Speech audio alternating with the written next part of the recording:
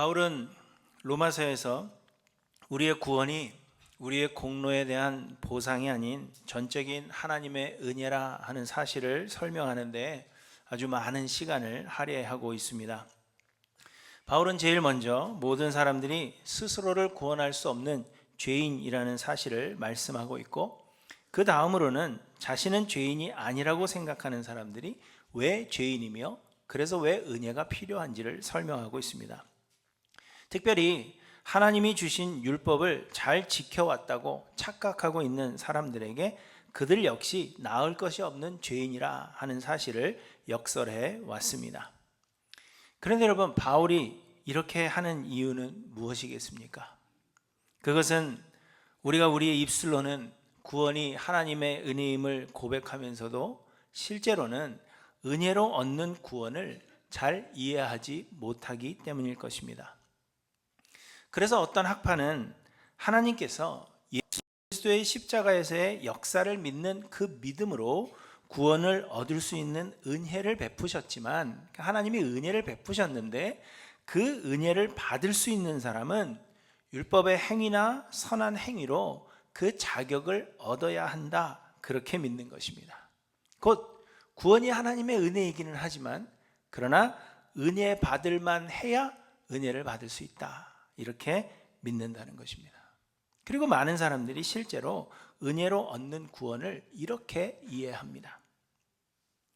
그렇기 때문에 사람들은 자기의 의를 드러내기를 좋아하고 다른 사람들을 판단하고 비판하며 정죄하는 우를 범하는 것입니다. 왜냐하면 나 자신은 은혜 받을 만했다, 그렇게 생각하기 때문입니다.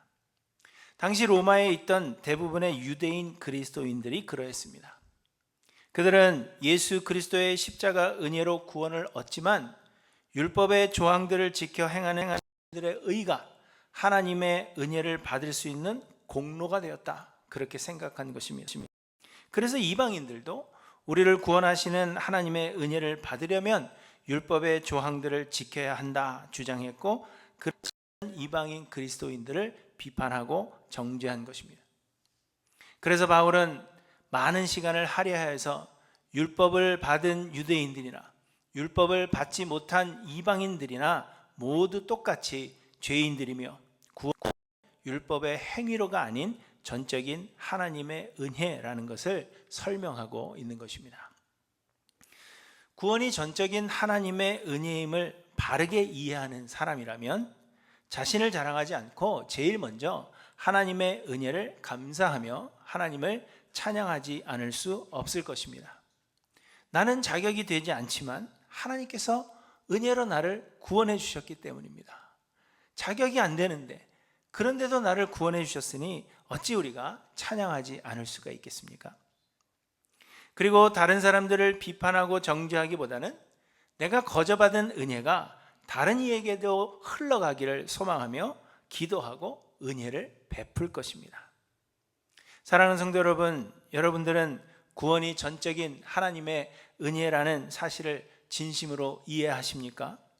여러분의 삶의 모습을 한번 돌아보시길 바랍니다. 나는 그 은혜를 진심으로 찬양하며 그 은혜가 다른 사람들에게도 전달되어지기를 소망하며 기도하며 복음을 전하고 있는가, 우리의 모습을 돌아봐야 할 것입니다.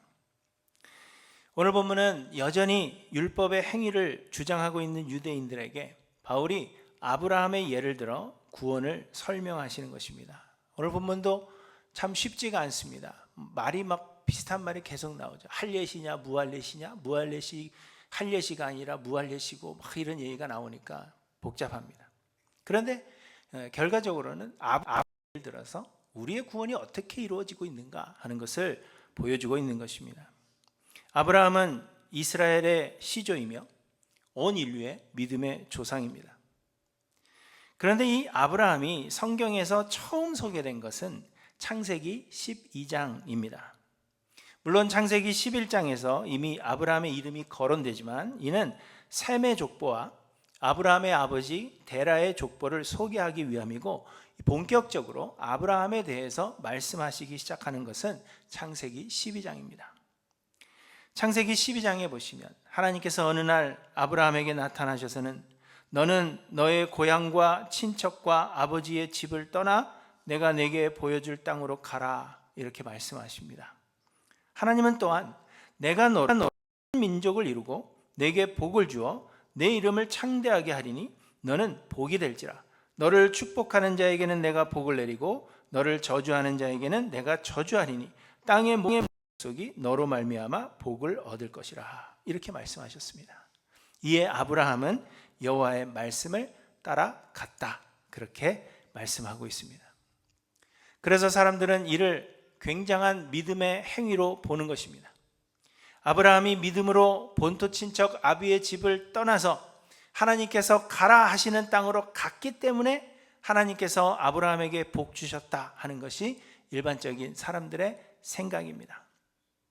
그러나 아브라함이 하란을 떠나 가나안 땅으로 간 것을 믿음의 행위로 보는 것은 사실 무리가 있습니다. 아브라함에게 있어서 본토 친척 아비의 집은 창세기 12장의 하란이 아니라 사실은 메소포타미아의 갈대아 우르입니다.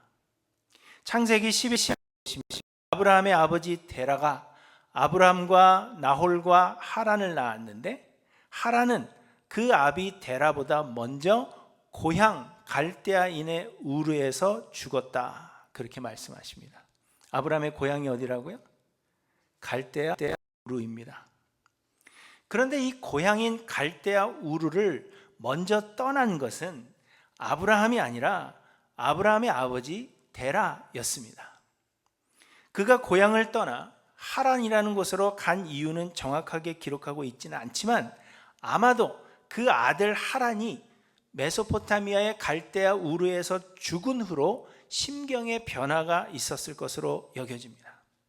제 생각에는 갈대아 우르를 떠나서 하란에 이르러서 거주하였다고 말씀하시는데 아마도 데라가 죽은 아들의 이름으로 자기가 거주하는 곳의 이름을 하란이라고 이름한 것이 아닌가 그렇게 생각이 됩니다.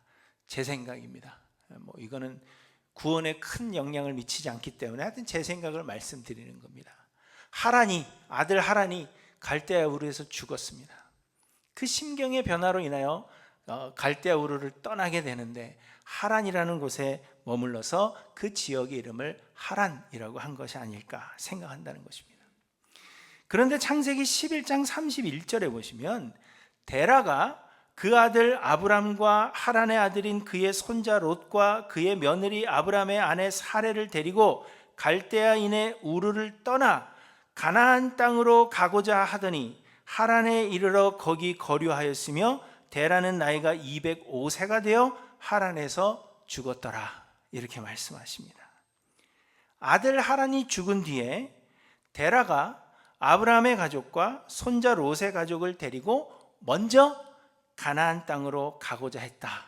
그렇게 말씀하고 있습니다. 데라의 목적지가 어디라고요? 가나안입니다. 그런데 가다가 하란이라는 곳에 거주하였고 거기서 데라가 죽었다는 것입니다. 그래서 아브라함은 하란에 거주하고 있었습니다. 그런데 하나님께서 창세기 12장에 아브라함에게 나타나셔서는 하란을 떠나라 말씀하시는 겁니다. 그런데 당시 아브라함은 하나님을 알지 못했습니다. 여호수아 24장에 의하면 옛적에 너희의 조상들 곧 아브라함의 아버지 나홀의 아버지 데라가 강 저쪽에 거주하여 다른 신을 섬겼다라고 말씀하고 있습니다. 하나님이 아브라함을 부르실 때 하란을 떠나라 하실 때 아브라함은 우상을 섬기는 사람이었다는 것입니다. 곧 아브라함이 하나님의 말씀을 듣고 하란을 떠난 것은 하나님에 대한 믿음에서가 아니라 원래 아브라함의 아버지 데라의 목적지가 가나안 땅이었는데 아버지가 죽은 후에 알지 못하는 어떤 신이 나타나서 길을 계속 가라 하시는 겁니다. 아버지는 가나안 땅으로 가려고 했는데 또 알지 못하는 신이 나타나서 잡고 가라 그러는 거예요. 곧 아브라함은 하나님에 대한 믿음이 아니라 그저 미신적인 풍속에 따라서 하란을 떠나 가나안 땅으로 간 것입니다. 그러다가 아브라함의 믿음에 대해서 처음 언급하신 것은 창세기 15장입니다. 그 전까지 아브라함은 미신적인 풍습을 따라서 행동했습니다. 창세기 12장에 보시면 아브라함이 마침내 가나안 땅에 이르렀는데 하나님께서 또다시 아브라함에게 나타나사 내가 이 땅을 내 자손에게 주리라 약속하셨습니다. 내가 있는 이 땅, 지금 이 가나안 땅을 너에게 주리라 약속하셨습니다. 그렇지만 아브라함은 점점 남쪽으로 옮겨갔다, 그렇게 말씀하고 있습니다. 하나님이 주신다는 땅이 아니라 남쪽으로 계속 옮겨가고 있는 것입니다. 그리고 그 땅에 기근이 들매 아브라함은 애굽으로 갑니다. 그런데 아브라함의 아내 사라가 너무 아리따운 여인이라 애굽 사람들이 혹 자신을 죽이고 사라를 빼앗을까 두려움이었습니다. 여러분 이해가 잘 안 되시죠? 사라가 나이가 많은데 그 자기 와이프를 뺏을까 봐 그랬다는 거예요. 그런데 저처럼 이쁜 여자랑 사는 사람들은 이해가 됩니다. 이게 거짓말이라고요. 어쨌든 아브라함은 자신의 아내 사라를 누이라고 속입니다. 왜냐하면 사라는 실제로 아브라함의 이복 누이이기 때문입니다. 그리고 바로의 고관들이 이 사라의 미모를 칭찬함으로 인하여 사라는 바로의 궁으로 이끌려갔다, 성경이 그렇게 말씀하십니다. 아마도 바로가 사라를 후궁의 하나 혹은 첩으로 삼으려 했던 것으로 그렇게 보여집니다.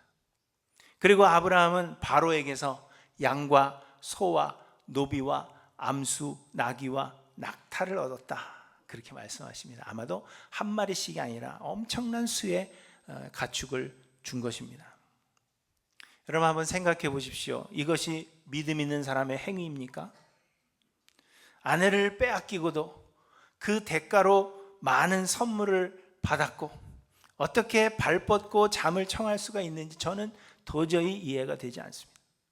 물론 100불만 줘도 넘기겠다 이런 분들이 혹 계실지는 모르겠지만 여러분 그것이 정상은 아니지 않습니까? 잘못된 것이죠. 그런데 아브라함은 이렇게 겁이 많고 형편없는 사람이었다는 것을 우리에게 말씀하고 있는 것입니다. 그런데 그날 하나님께서 바로와 그의 집에 큰 재앙을 내리셨습니다. 어떤 재앙인지는 말씀하고 있지 않지만 바로는 곧바로 아브라함에게 사라를 돌려주고 그를 애굽에서 떠나보냅니다. 아브라함은 그때 비로소 하나님의 능력을 처음 경험하게 된 것입니다. 전까지는 하나님의 소리를 들었을 뿐이고 그저 많은 우상들 중에 하나로 여겼지만 드디어 온 세상을 주관하시는 하나님의 능력을 몸소 경험하게 된 것입니다.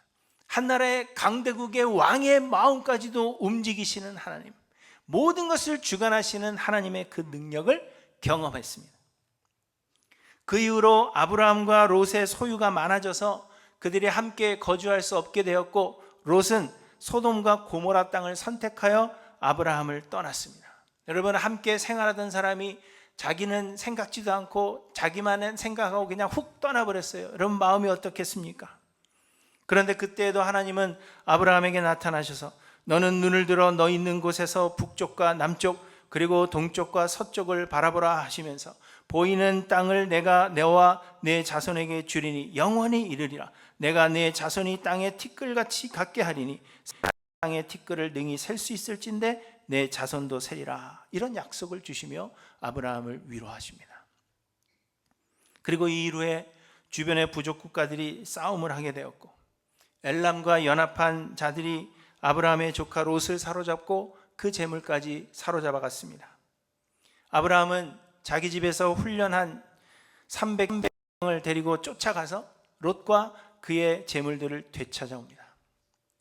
죽음이 무서워서 자기 아내를 누이라 속인 사람이 조카를 구출하기 위해서 전쟁에 나갔다라는 것이 좀 아이러니하기는 하지만 아마도 그 후 아브라함은 자신의 군사들을 키워냈고 또 하나님의 능력을 경험하였기 때문에 가능했을 것으로 그렇게 보여집니다. 그런데 그것보다도 중요한 것은 아브라함이 그곳에서 소돔과 고모라와 연합했던 살레망 멜기세덱을 만난 것입니다. 멜기세덱에 대해서는 알려진 바가 많이 없지만 창세기 14장 18절에 보시면 그는 지극히 높으신 하나님의 제사장이었더라, 이렇게 말씀하십니다.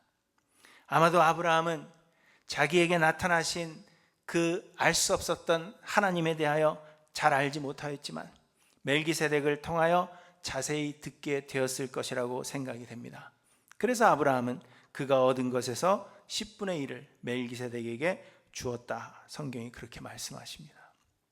그리고 나서 창세기 15장에 넘어가서 하나님이 다시 환상 중에 아브라함에게 나타나십니다. 그리고 또다시 복을 약속하십니다. 당시 아브라함은 나이가 많았으나 자식이 없었는데 하나님은 그를 이끌고 밖으로 나가 이르시되 하늘을 우러러 무뼈를 셀 수 있나 보라. 또 그에게 이르시되 내 자손이 이와 같으리라, 이렇게 말씀하셨습니다. 그런데 그때 아브라함이 이를 믿었고 아브라함이 여호와를 믿으니 여호와께서 이를 그의 의로 여기셨다, 이렇게 말씀하십니다. 아브라함이 드디어 창세기 12장에서부터가 아니라 이 많은 일들을 겪은 뒤에 창세기 15장에 이르러서 아브라함이 드디어 하나님을 믿게 되었다는 것입니다. 그리고 하나님이 비로소 아브라함과 언약을 맺으십니다. 하나님께서 아브라함에게 3년 된 암소와 3년 된 암염소와 3년 된 수양과 산비둘기와 집비둘기 새끼를 가져오라 하셨고 아브라함은 그것들을 가져와 반으로 쪼개 놓았습니다. 그리고 하나님께서 밤에 그 쪼갠 고기 사이를 지나가십니다. 이는 언약을 어길 시에는 그 쪼갠 고기처럼 된다라는 의미라고 합니다. 그런데 여러분, 하나님과의 이런 언약을 맺은 뒤에도 아브라함의 믿음은 확고하지가 않았습니다. 아들을 주시겠다는 약속이 있었음에도 아브라함은 사라의 몸종 하갈을 통하여 이스마엘을 낳았습니다. 그래서 하나님은 아브라함에게 할례를 행할 것을 명하신 것입니다. 할례는 남자의 생식기의 표피를 잘라내는 것으로 남자의 생식 기능을 상실했다라는 것을 의미하는 것입니다. 그럼에도 불구하고 하나님께서 이삭을 아브라함에게 주심을 통하여서 생식 기능이 마비되었음에도 불구하고 하나님이 이삭을 주심을 통하여 세상의 모든 역사가 사람의 힘으로 이루어지는 것이 아니라 전적인 하나님의 능력과 은혜라는 것을 알게 하신 것입니다. 곧 할례는 구원의 방편이 아니라 하나님의 은혜의 인치심이며 하나님의 은혜에 대한 사인으로, 모든 것이 하나님의 은혜라는 것을 말씀하시기 위한 사인으로 주셨다는 것입니다. 그리고 그 후에도 아브라함의 믿음은 때때로 흔들렸습니다. 창세기 20장에 보시면 아브라함은 또 네겝으로 옮겨가서 가데스와 술 사이 그랄이라는 곳에 거주했는데 거기서도 사라를 자기의 누이라고 또다시 속였습니다. 그렇지만 소돔과 고모라의 멸망을 그가 눈으로 경험하고 또 실제로 하나님이 100세의 나이에 이삭을 주셔 그를 형통케 하심을 경험한 뒤에는 아들 이삭을 바치라는 하나님의 명령에도 순종하는 믿음의 조상이 된 것입니다. 하나님께서 아브라함을 택하셔서 이렇게 만들어 가셨다는 것을 우리에게 보여주고 있는 것입니다. 그런데 여러분, 우리가 여기서 생각해 보아야 할 것은 하나님께서 아브라함을 택하신 때가 언제냐라는 것입니다. 하나님은 아브라함을 언제 택하셨습니까? 창세기 22장에서 아들 이삭을 하나님께 드리려 했을 때 하나님이 그때서야 아브라함을 택하셨습니까? 아니면 창세기 17장에서 아브라함이 할례를 행한 뒤에 하나님 아브라함을 택하셨습니까? 아니면 창세기 15장에서 아브라함이 하나님의 약속을 믿어서 하나님이 그 믿음을 의로 여기실 때 택하신 것입니까? 하나님께서 택하신 때가 여러분 언제라고 생각하십니까? 속으로 대답하세요. 겉으로 대답하다 틀리면 방송으로 다 나가는데 창피하잖아요. 정답은 none of the above, 예로 들어드린 것에는 없다는 것입니다. 아마도 많은 분들이 창세기 15장에서 아브라함이 하나님의 약속을 믿었을 때라고 생각할 것입니다. 왜냐하면 아브라함이 믿음에, 하나님이 믿음을 아브라함의 의로 여기셨다 말씀하셨기 때문입니다. 그리고 언약을 맺으셨기 때문입니다. 그러나 여러분, 아브라함의 믿음은 말씀드린 대로 아브라함의 것이 아니라 하나님이 그로 하여금 믿도록 만드신 하나님의 선물입니다. 하나님께서 아브라함을 처음 부르실 때에는 아브라함은 하나님을 알지 못했고 오히려 우상을 섬겼습니다. 그런데 하나님께서 아브라함을 택하사 아브라함의 삶에 개입하시고 그를 인도하시고 그의 삶 속에 역사하심을 통하여 하나님을 믿지 않을 수 없게 만드셨다는 것입니다. 그래서 믿음도 하나님의 선물이며 믿음은 이미 선택하신 자들에게 주시는 확인입니다. 하나님도 그 믿음을 보시고 이제는 되었다라고 생각하신다는 것입니다. 하나님은 아브라함이 하나님을 믿었기 때문에 택하신 것이 아니라 이미 택하셨기 때문에 그에게 믿음을 주신 것입니다. 또 어떤 분들은 당시의 유대인 그리스도인들과 같이 아브라함이 할례를 행한 뒤에 하나님께서 아브라함을 택하셨을 것이라고 생각합니다. 그러나 이도 정답이 아닙니다. 말씀드린 대로 하나님께서 아브라함에게 할례를 명하신 것은 아브라함이 하나님의 약속이 있었음에도 불구하고 사라의 몸종 하갈을 통하여 이스마엘을 낳았기 때문입니다. 곧 자신의 힘으로 하나님의 일을 이룬다 생각했다는 것입니다. 그래서 할례는 구원이 사람의 몸은 이미 죽은 것 같이 되어 소망이 없을 때에 주시는 하나님의 능력으로 은혜라는 것을 알게 하시기 위해서 하나님은 할례를 통하여 우리 몸에 인을 치셨다는 것입니다. 그렇다면 여러분, 하나님이 아브라함을 택하신 때는 언제입니까? 하나님께서 아브라함을 택하신 때는 창세기 12장에 아브라함이 하란에 있을 때 하나님께서 아브라함에게 본토 친척 아베 집을 떠나 내가 너에게 지시하는 땅으로 가라 하실 때 택하신 것입니다. 물론 신학적으로는 우리 다 배웠잖아요. 태초죠. 태초에 하나님이 예정하신 것이지만 실질적인 부르심의 때, 곧 소명의 때는 하나님께서 아브라함에게 처음 말씀하신 창세기 12장이라는 것입니다. 곧 아브라함이 하나님을 알지 못할 때 하나님께서 아브라함을 이미 택하시고 구원하셨다는 것입니다. 아브라함은 하나님을 알지 못했고 오히려 우상을 섬겼습니다. 그런데 하나님이 은혜로 구원하심을 알게 하시기 위해서 아무런 공로 없는 아브라함을 택하사 먼저 그를 찾아오셨다는 것입니다. 아브라함의 삶에 개입하셔서 그를 인도하시고 역사하심을 통하여 하나님을 믿지 않을 수 없게 만드신 후에 그 믿음을 의로 인정하셨으며 할례를 받게 하심으로 하나님의 은혜를 기억하도록 그의 몸에 인을 치신 것입니다. 할례는 구원을 얻기 위한 방편이 아니라 은혜로 구원 얻었음에 대한 하나님의 인치심이라는 것입니다. 그런데 여러분, 이 과정에서 아브라함의 공로가 될 만한 것이 있습니까? 아브라함의 공로에 대한 하나님의 보상으로 주어진 것이 하나라도 있습니까? 하나도 없습니다. 오늘 본문은 이 사실을 우리에게 말씀하고 있는 것입니다. 본문 2절에 보시면 만일 아브라함이 행위로서 의롭다 하심을 받았으면 자랑할 것이 있으려니와 하나님 앞에서는 없느니라 이렇게 말씀하십니다. 말씀드린 대로 아브라함이 믿음에 하나님이 이를 아브라함의 의로 인정하셨다 말씀하십니다. 이는 율법의 행위가 있어야 구원을 얻을 수 있다 믿는 유대 그리스도인들의 그 주장을 정면으로 반박하고 있는 것입니다. 그런데 또 사람들은 믿음으로 의롭게 되는 것에 대하여 믿어야 한다 이렇게 오해합니다. 곧 믿음이 구원의 공로가 되며 믿음은 우리의 선택일 것이다 라고 생각하는 것입니다. 그렇지만 설명드린 대로 아브라함의 믿음은 진 것이라 했습니다. 곧 아브라함이 믿기로 선택한 것이 아니라 하나님께서 여러 상황들과 경험을 통하여 믿을 수 있도록 조성해 가셨다는 것입니다. 그래서 이 믿음조차도 하나님의 선물입니다. 그래서 바울은 4절부터 보시면 일하는 자에게는 그 삭시 은혜로 여겨지지 아니하고 보수로 여겨지거니와 이를 아니할지라도 경건하지 아니한 자들을 의롭다 하시는 이를 믿는 자에게는 그의 믿음을 의로 여기시나니 이렇게 말씀하십니다. 여기에서는 일하지 않았다 하는 것이 핵심입니다. 그리고는 다윗의 시를 소개하는데 7절부터의 말씀입니다.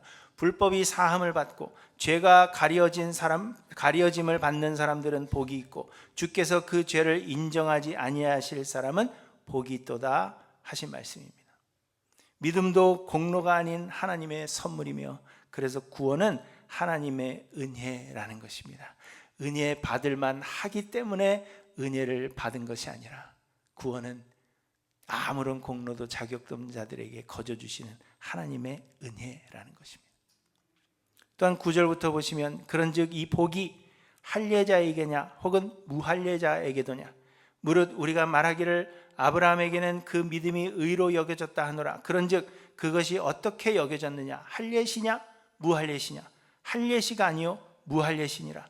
그가 할례의 표를 받은 것은 무할례시의 믿음으로 된 의를 인친 것이니 이는 무할례자로서 믿는 모든 자의 조상이 되어 그들도 의로 여기심을 얻게 하려 하심이라. 이렇게 말씀하십니다.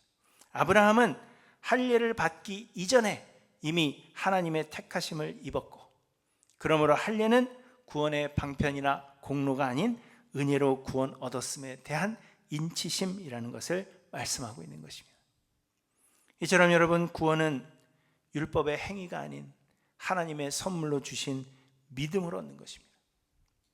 그리고 이 믿음은 다름 아닌 구원이 전적인 하나님의 은혜임을 믿는 믿음입니다. 본문 17절부터는 아브라함이 믿었던 그 믿음의 내용을 설명하시는데 아브라함이 믿은 바에 대하여 이렇게 말씀하고 있습니다. 그가 믿은 바 하나님은 죽은 자를 살리시며 없는 것을 있는 것으로 부르시는 이시니라.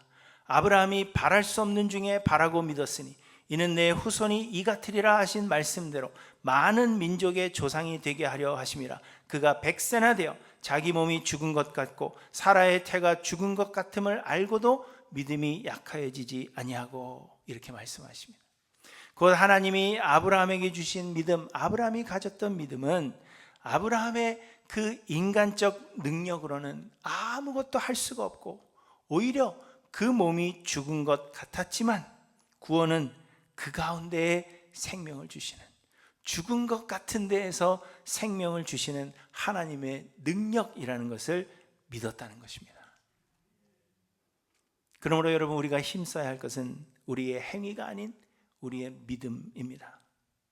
나는 아무런 공로가 없고 스스로를 구원할 능력이 없으며 나는 구원을 얻을 자격이 없음에도 불구하고 죽은 자들에게도 생명을 주시는 하나님의 그 능력과 은혜가 나를 살리신다는 사실을 믿는 믿음이어야 한다는 것입니다. 여러분 이 믿음이 여러분에게 있습니까? 여러분이 믿는 믿음은 무엇입니까? 나는 은혜 받을 만하기 때문에 나는 하나님 앞에 잘못한 것이 없고 나는 하나님이 보시기에 남들이 보기에도 사랑받을 만하기 때문에 그래서 은혜를 받는다 하는 믿음입니까? 아니면 나는 아무런 공로도 없고 자격도 없고 오히려 나의 몸이 죽은 것 같은 그 소망 없는 때에 전적인 하나님의 은혜로만 얻은 구원이라 하는 그 믿음이 여러분에게 있는지 그 믿음을 한번 돌아보시기를 바랍니다. 여러분 이처럼 하나님께서 우리를 택하심은 우리가 믿기 훨씬 이전이며 우리에게서 어떤 율법의 행하기 훨씬 이전입니다. 하나님께서 우리를 택하심은 세상이 창조되기 이전이라고 우리에게 말씀하십니다. 그리고 하나님께서 우리를 창세전에 이렇게 택하신 이유는 하나님의 뜻이 행위로 말미암지 않고 오직 부르시는 이로 말미암는 은혜로 되는 것임을 알게 하사 아무도 자랑하지 못하게 하시기 위함이라는 것입니다. 우리는 은혜 받을 만해서 은혜를 받은 것이 아닙니다. 하나님은 자격 없는 자를 택하시고 우리를 빚어 가시는 것입니다. 그러므로 여러분 은혜로 얻는 이 구원을 온전히 이해한 사람이라면 제일 먼저 하나님을 찬양하지 않을 수 없습니다. 아무런 가치도 공로도 자격도 없고 스스로를 구원할 능력도 없는데 아무것도 요구하지 않으시고 우리에게 구원의 은혜를 베푸셨다 하는 이 사실을 우리가 안다면 어찌 그 은혜 베푸시는 하나님을 찬양하지 않을 수가 있겠습니까? 여러분, 여러분의 모습을 한번 돌아보시기 바랍니다. 여러분, 하나님을 전심으로 그리고 열심으로 찬양하십니까? 또한 은혜로 얻는 구원을 온전히 이해한다면 우리는 유대인 그리스도인들이 그러했던 것처럼 다른 사람들에게 짐을 지우지 않을 것입니다. 행위로 구원을 얻는 것이 아니라면 짐을 지울 수 없는 것입니다. 대신에 하나님의 은혜가 다른 사람들에게도 전하여져서 더 많은 입술이 하나님을 찬양하기를 소망하며 우리의 거저받은 그 은혜를 전하고자 노력할 것입니다. 우리의 구원이 하나님의 은혜임을 우리가 진심으로 믿고 이해한다면 우리는 그러할 것입니다. 그러므로 사랑하는 성도 여러분, 여러분은 은혜로 얻는 구원을 믿으십니까? 여러분은 은혜로 구원 얻었음을 여러분의 마음에 분명히 믿으십니까? 하나님께서 이 깨달음을 우리 모두에게 주시고 하나님이 이 믿음을 할 모든 성도님들에게 부어주시기를 간절히 소망합니다. 그래서 하나님께 합당한 영광을 우리가 올려드리며 또 복음 전파의 사명을 감당하는 우리 할랜드교회 되기를 주님 간절히 축원합니다. 자리에서 일어나셔서 우리 함께 찬양하십니다.